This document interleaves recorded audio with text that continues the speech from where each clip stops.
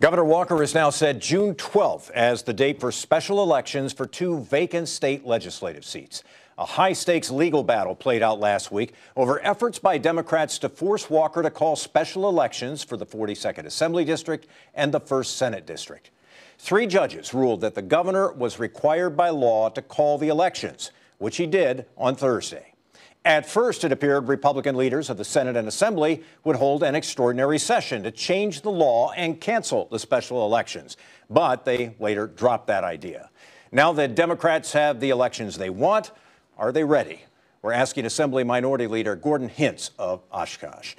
Representatives, good to have you back on the program. I'm glad to be here. So let me begin by asking you for your take on what transpired last week. A lot of things happened.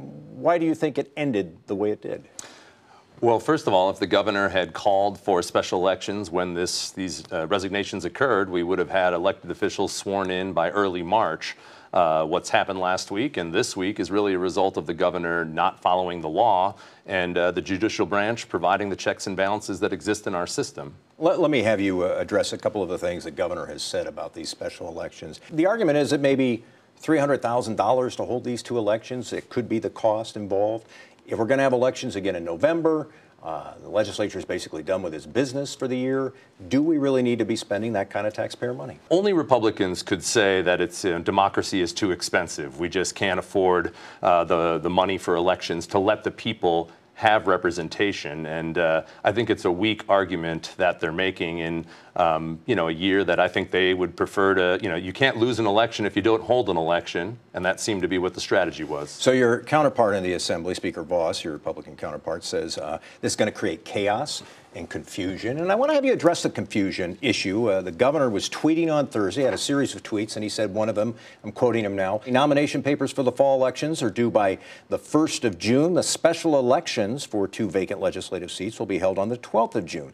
In other words, the governor says candidates for the fall elections will be officially on the ballot before the special elections are held. Isn't that at least a little bit confusing for voters? I'm going to subscribe to what the judge said, the circuit judge in Dane County, that said I'm pretty confident that the voters in those areas will be able to figure it out and that many of them would prefer to have representation. Again, if the governor had just followed the law, we wouldn't be in this position. So I think it's a little unfair for Speaker Vos or Governor Walker to say, even at the time we said you're not following the law, to complain now about a confusing process that they created. So now you have the elections you want.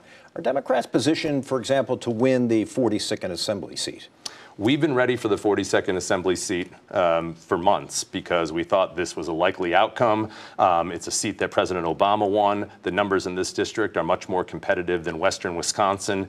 And we've had both volunteers and candidates saying they're ready to step forward. And so we're hitting the ground running on this, and we'll be ready for the special election. And in November, how do you think you're going to fare in general in the Assembly?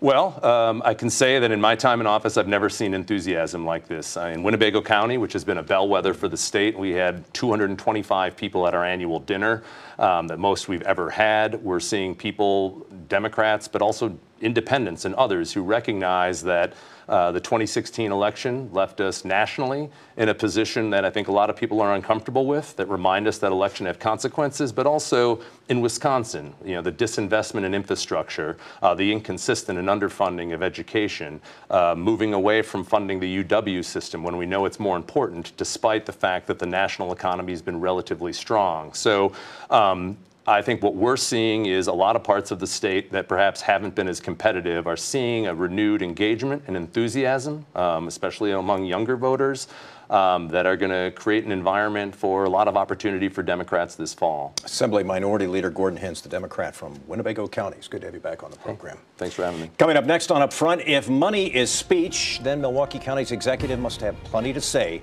about Tuesday's county supervisor elections.